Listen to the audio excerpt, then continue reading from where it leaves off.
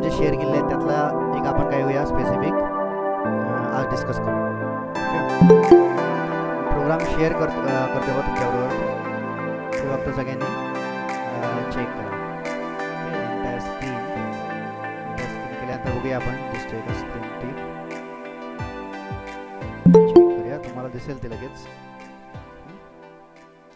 तर इथे तुम्हाला सगळ्यांना बघा थर्ड दिसतोय, create login screen using HTML5 and CSS as follows. Create a form which accept username and password. आपल्याला एक फॉर्म डिझाईन करायचा आहे, त्याच्यामध्ये आपल्याला युजरनेम पासवर्डचे फील्ड घ्यायचे आहेत आणि त्यामध्ये आपल्याला थोडे इफेक्ट्स अप्लाय करायचे. तर रिक्वायरमेंट्स काय आहेत? Give the heading with background colour, what ever the background colour. Then heading should takes up the whole width of the browser window. This is another requirement. Also increase font size and set top margin. असे different काय requirements त्या हेडिंगसाठी आहेत. Okay, तर ते हेडिंगला तो tomato background colour काय करायचं आहे, अप्लाय करायचा आहे. रिक्वायरमेंट आहे म्हणून आपण काय करायचं देऊन टाकूया त्या तशा. पण हे लक्षात ठेवा, कुठलाही HTML5 प्लस CSS प्रोग्राम आला किंवा नुसतं HTML5 जर कोड असेल, ओके, आवाज येतो ना सगळ्यांना माझा, तर अशा वेळेस काय करायचं आपण की एक स्ट्रक्चर फिक्स ठेवायचं. अजूनसुद्धा काही जणांच्या त्या मिस्टेक होतात की हेड सेक्शन कुठे क्लोज करायचं, बॉडी सेक्शन कुठे ओपन करायचं, हे समजत नाही. हे स्ट्रक्चर एक फिक्स असलं की तुम्हाला तिथे काही प्रॉब्लेम येणार नाही. ओके, कोड बऱ्याच जणांनी अटेंड केलेले आहेत, मला माहिती आहे सगळ्यांनी अटेंड करताय, तुम्ही रीडिंगसुद्धा करताय प्रॉपरली. म्हणूनच मी तसं मेसेज टाकला होता की तुम्ही सगळ्यांना रीड करताय, वेळ मिळालेला आहे तुम्हाला रीडिंगसाठी. फक्त आता काय करायचं, आपल्याला थोडंसं प्रॅक्टिससुद्धा तेवढीच महत्त्वाची आहे. आणि म्हणून तुमची प्रॅक्टिस व्हावीसाठी यासाठी उद्यापासून आपण काय करतोय, एक पेपर घेणार आहोत. येतं लक्षात सगळ्यांच्या? सिन्सिअरली फक्त ते पेपर काय करा, तुम्ही अटेंड करा. सकाळी तुम्हाला तो पेपर दिला जाईल टाईममध्ये, कदाचित 10 मिनटं अगोदर मिळेल, 15 मिनटं अगोदर मिळेल, पण तो पेपर मिळाल्यानंतर ते व्यवस्थित 10 मिनटं व्यवस्थित रीडिंगसाठी द्या, वाचा व्यवस्थित फुल पेपर, आणि ते वाचल्यानंतर मग स्टार्ट करा. अप्रॉक्सिमेट 9 o'clock किंवा 9-10ला सुरू केलात तरीसुद्धा चालेल. हां, तर पुरेसा वेळ घ्या तुम्ही त्यासाठी. फाईन. सगळ्यांना माहिती आहे की हे डॉक टाईप डिक्लेरेशन का लिहितो आपण, HTML5 आपण कोड लिहितोय, हे आपण 11वीपासून 2 वर्ष गेले, 2 वर्ष आपण हे वर्ष ना अगोदरचं वर्षसुद्धा आपण डॉक टाईप डिक्लेरेशन देतोय. HTML tag, head tag, title tag. So this is a head section, okay, and this is called as a body section. आणि बॉडी टॅगमध्ये आपल्याला लिहायचं आहे ॲक्च्युअल बॉडी कंटेंट, म्हणजे form elements, heading, all this things. Okay, so 1 by 1 requirement आपण काय करूया, fulfil करूया. So first requirement is what? H1, okay, because there's one heading. Okay, काय म्हटले त्यांनी की create form which accept username and password, give the heading with background color tomato. Heading should takes up the whole width of the browser window. आता heading आपल्याला घ्यायची म्हणजे H1 आपण घेतलं इथे, आणि हेडिंगमध्ये काहीतरी सुटेबल टेक्स्ट तुम्ही काय करायचं त्यासाठी द्यायचं आहे. फॉर एक्झाम्पल मी लिहितो आहे लॉग इन पेज, राईट. तर लॉग इन पेज हे हेडिंग दिल्यानंतर तुम्हाला काय करायचं आहे, तर पुढचं रिक्वायरमेंट वाचायचे. आता ह्या रिक्वायरमेंट आहेत रिलेटेड टू द CSS, त्या थोड्याशा आपण बाजूला ठेवूया. पुढे काय म्हटलं त्यांनी की form which accept username and password. तर युजरनेम अँड पासवर्ड आपल्याला फॉर्म हा काय करायला लागेल, तसा डिझाईन करावा लागेल. हेडिंग नॉर्मली आपण फर्स्ट घेत असतो, म्हणून मी फर्स्ट लाईन ही काय घेतली, हेडिंगची घेतलेली आहे. And then I am going to create one form. Form name is equal to F1. हे मी तुम्हाला असं स्ट्रक्चर का दाखवतोय, कारण जेव्हा तुम्ही online, after all you are facing online examination, IT exam जे आहे ते ऑनलाईनच तुम्ही फेस करणार आहात, आणि त्यामुळे तुम्हाला तुमच्यासमोर एक बॉक्स असणार आहे, त्या बॉक्समध्ये तुम्हाला टाईप करायचं आहे ते. ओके, तर हे स्ट्रक्चर जर तुम्ही फॉलो केलं, मी दाखवतो त्याप्रमाणे, तर हे तुम्हाला इझी जाऊ शकेल. आणि नेव्हिगेशन कीजचा तुम्ही वापर करा, up, down, then left, right. Okay, हे अशा ॲरो कीनं काय करता येईल, तुम्हाला नेव्हिगेट करता येईल, तुम्हाला कर्सर पॉइंटर ठेवता येईल, आणि तसं तुम्ही काय करू शकाल, कोड व्यवस्थित लिहू शकाल. युजर नेम, सगळ्यांना माहिती आहे की युजर नेमसाठी काय लागतं, रिप्लाय देऊ शकता तुम्ही मला. युजर नेम हवं आहे आपल्याला. तर युजर नेम ॲक्सेप्ट करायला असा कुठला एलिमेंट आहे जो लागेल आपल्याला?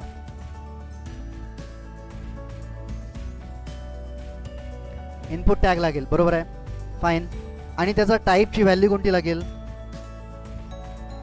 टाईपची व्हॅल्यू कोणती लागेल? Text, absolutely right.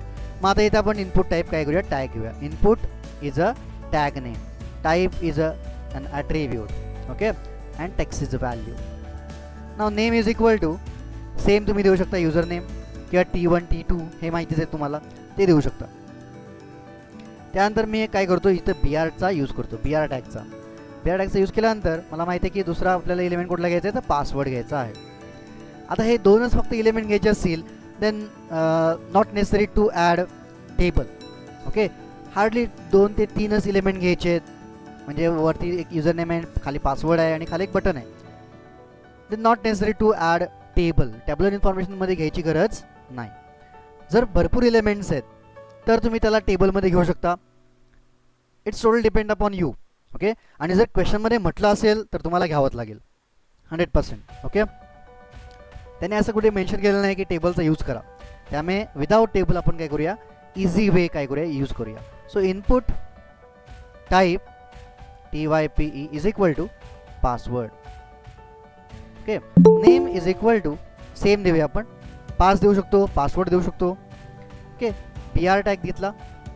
After using BR requirement पुढची काय आहे, तर रिक्वायरमेंट आहे एक सबमिट बटन आपल्याला घ्यायचं आहे. बघा इथे म्हटलेलं आहे make provision to submit form data, create button element of type submit with background colour.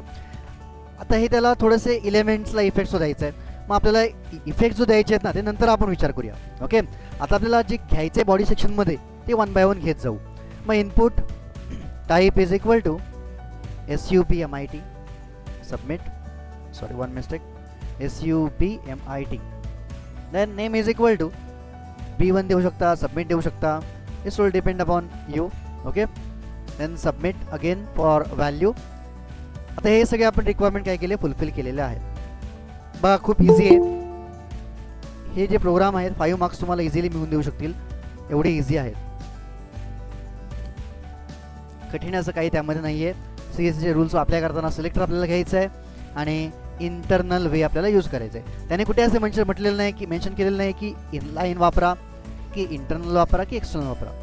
So better way to write internal CSS.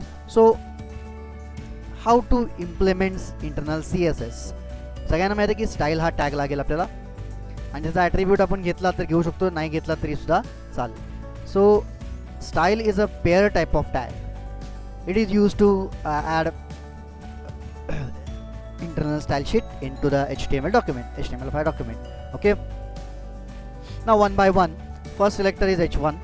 So this is a perfect way to curly bracket open and curly bracket close.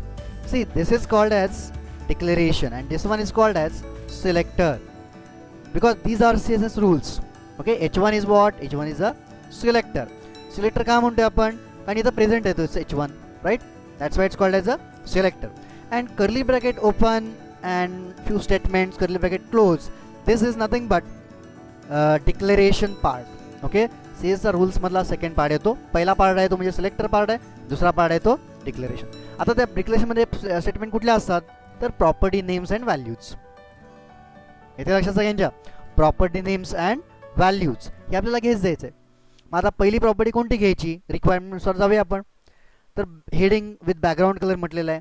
मग background colour आपण काय करूया, इथे देऊया background COLOR tomato, okay, semicolon. The next requirement, heading should take up the whole width of the browser window. हां, सर्वात महत्त्वाची line हीच आहे. मे बी तुम्हाला ते फॉन्टची साईज इन्क्रीज करता येईल, बॅकग्राऊंडचा कलर अप्लाय करता येईल, मार्जिनला सुद्धा टॉप देता येईल, पण this statement is very important because you have to know about which property we use, which property we are going to use for to make sure your window cover whole window, okay, width of the browser window. So property name is display. Yes, absolutely right, Safa. Display colon block. It's not width colon 100%.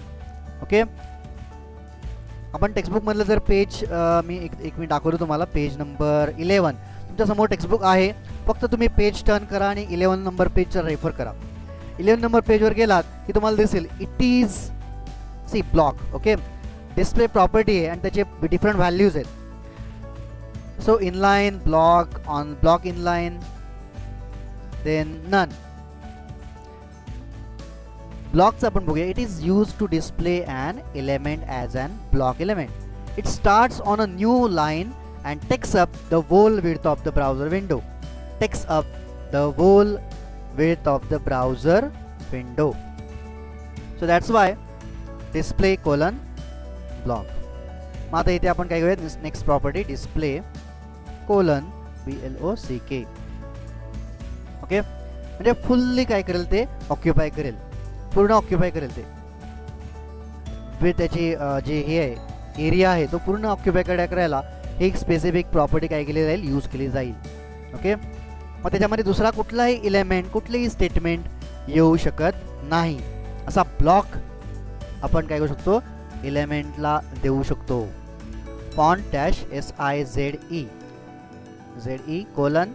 आता font size increase करायचे 25 देऊन बघूया. 25 PX लिहायचं, लक्षात घ्या pixels लिहायचे नाही आहेत. काही स्टुडंटनी मला कोड सेंड केलेले आहेत, त्यांचे मी वाचलेले आहेत कोड. आणि त्या कोडमध्ये मला असं दिसलं की काही जणांनी पॉईंट्स POINTS पिक्सेल्स असं पूर्ण वर्ड घेतलेले आहेत. तर ते पूर्ण वर्ड आपल्याला घ्यायचे नाही आहेत. SMS लँग्वेज कशी लिहिलं जाते त्याच्याबद्दल थोडंसं PX PT असे शॉर्ट कॅरेक्टर तुम्ही घेऊन काय करायचं आहे, ते शॉर्ट वर्ड्स घेऊन ते डिफाईन करायचं आहे, measures. Okay fine. So that's why PX pixels. And then next top margin. Okay, तर मार्जिन तुम्हाला माहितीच आहे सगळ्यांना, आपल्याला बुकमध्ये सुद्धा आहेच मार्जिन बल दिलेलं आहे. ओके, तर मार्जिन डॅश टॉप घेऊ शकता तुम्ही. आपल्याकडे रेफरन्स आहे मार्जिन डॅश लेफ्टचा, मार्जिन डॅश टॉप किती घ्यायची तर ते तुम्ही डिसाईड करू शकता. 10 PX हवे, काय दिलेलं नाही त्यांनी, मग आपण इथं ते 10 PXच काय करूया, मेन्शन करूया, PX 10. ओके,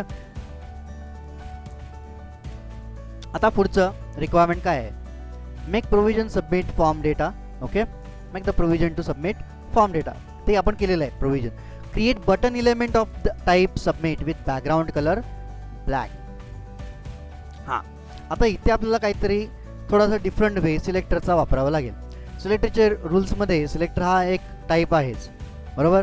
त्याच्याबरोबर दुसरे काही टाईप्स आहेत, like contextual selector, grouping selector, class and ID, बरोबर आहे. तर आपण क्लासचा वापर करून काय करूया, तो इम्प्लिमेंट करूया कोडमध्ये. क्लाससाठी काय यूज केला जातं, सिम्बॉल. तर क्लाससाठी आपण यूज करतो डॉट कॅरेक्टर, आणि डॉट कॅरेक्टर नंतर आपण लिहितो क्लास नेम. ओके, मग आपण आता इथे काय करूया, create submit button. Okay, then so these are different type of requirements, okay, for button. So let's type submit or BUTTON. Okay, curly bracket open, curly bracket close, and in that I'm going to write code for submit button. Fine. Background BACK ground dash color colon. आता background colour त्यांनी काय mention केला असेल तर तो आपण काय करूया, तिथे देऊया. ब्लॅक म्हटलेला आहे आणि टेक्स्टचा कलर व्हाईट हवा आपल्याला. So background colour BLACK black and text colour. So which property be required. बरेच जण कन्फ्यूज येतच होतात. टेक्स्ट कलर म्हटलेला असतं, सगळ्यांना माहिती आहे प्रॉपर्टी कोणती आहे. जर ज्यांना माहीत असेल त्याने प्लीज मला रिप्लाय द्या. Yes, correct, absolutely right. Iqra Nawal, colour is a property. Yes, absolutely right. Yash, correct, सगळ्यांनी बरोबर दिले आहेत आन्सर. कलर हे काय आहे, प्रॉपर्टी आहे, आणि त्याची व्हॅल्यू आपण काय देऊया, व्हाईट ही व्हॅल्यू आपल्याला इथे द्यायची आहे. COLOR colon WHITE. ओके, हे दोन दिलं आपण. आता पुढची रिक्वायरमेंटकडे जाऊया. Padding and increase font size. Font साईजला तर त्या आपण त्यांना वाढवायची आणि पॅडिंग सुद्धा त्यामध्ये डेप्थची वाढवायची. तर आता पॅडिंग PADDING तुम्ही देऊ शकताय किती, 5 PX देऊ शकताय. Okay 5 pix from all sides. Okay otherwise मी लिहिलं असं 5 5 5 5 म्हणजेच काय 5 from left 5 from top 5 from right and 5 from bottom असं लक्षात घ्या. जर नुसतं मी 5 पिक्स म्हटलंय which is applicable to all sides. लक्षात आलं. जर मी नुसतं 5 पिक्स लिहिलं तर काय होणार आहे ते सगळ्या साईडला ॲप्लिकेबल होईल. सगळ्या साईडकडून 5 पिक्सल्सने काय होईल पॅडिंग त्याची डेप्थ मिळेल. ओके आता नेक्स्ट आहे font size FONT-SIZE. Okay colon. आता डिपेंड करतं आपल्याला किती द्यायचे फॉन्ट साईज. आपण इथे देऊया आता 20px. जास्त द्यायची नाही कारण त्यांनी काही मेन्शन केलेलं नाही आहे. तर हे झालं सगळं काय रिक्वायरमेंट. आता H1ने H1चं काम केलेलं आहे. आता आपल्याला एक्झॅक्ट काय करायला लागेल. आपण क्लास डिफाईन केलेला आहे फक्त तो डिक्लेअर केलेला आहे पण डिफाईन केलेला नाही आहे. बरोबर आहे ना. Am right. तयार केलेलं आहे डिक्लेअरवरती करून ठेवलेलं आहे. यूज केलं आहे का त्याला तर यूज केलेलं नाही आहे. मला यूज करायचं आहे तर मला कसा इम्प्लिमेंट करायला लागेल त्याचा यूज कसा करायला लागेल. तुम्हाला माहिती आहे का our class is ready. Button I think button name दिलं आहे आपण त्याला. Yes BUTTON. So how to implement to element. बघा आठवा सिलेक्टर कोणते कोणते. Selector type first is a selector, second is a contextual selector, grouping selector, fourth class selector and fifth ID selector. Okay त्यामध्ये class selector आपण बघतोय.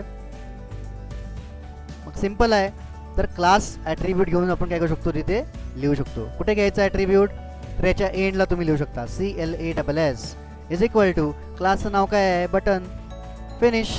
हे save करायचं. आता हे मी पेज म्हणून सेव्ह केलेलं आहे. ओके तर हा अशा पद्धतीने तुम्हाला कोड लिहावा लागेल. आपण आउटपुट नक्कीच चेक करायचं आहे. आपल्याला आउटपुट बघायचंच आहे ते.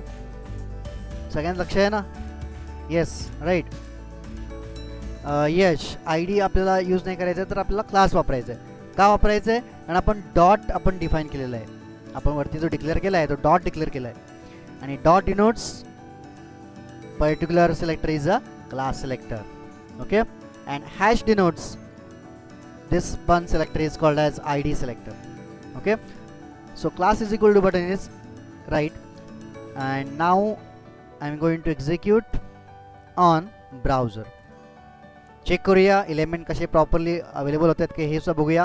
हे बघा अशापर्यंत तुम्हाला थोडंसं पेज काय दिसेल अपियर झालेलं दिसेल. थोडंसं इन्क्रीज करतो मी तुम्हाला दिसेल पेज कसं दिसतंय. ओके ते तुम्ही या बॉक्समध्ये तुम्ही युजर नेम टाकलं सपोज आणि ते तुम्ही पासवर्ड दिला suppose. Okay and this one is a submit button. हे अशा पद्धतीने तुमचा कोड काय होईल एक्झिक्यूट होईल. See execution is not important now exact the way you write code this is very important. कुठल्या पद्धतीने तुम्ही लिहिताय आणि कसं इम्प्लिमेंट करताय किती फोकस देऊन तुम्ही. अच्छा हा प्रोग्राम जो लिहायचा आहे याला हार्डली 5 मिनिट्स लागत नाहीत पण आपण जो त्यासाठी अर्धा तास घेतला मी एक्सप्लेन करतोय तुम्हाला त्यामुळे एवढा वेळ लागलेला आहे. अदरवाईज तुम्ही फास्ट लिहू शकताय. मला माहिती आहे तुम्ही चांगल्या पद्धतीने तुम्ही लिहिणार आहात.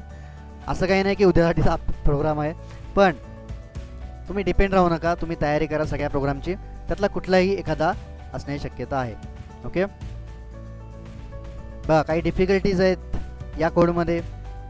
बघा काही शंका असेल तर तुम्ही डेफिनेटली मला विचारा. मला कम्युनिकेट करा माझ्याबरोबरती आणि रीडिंग मात्र चालू ठेवा तुमचं. Okay happy financial year. Okay take care and keep reading.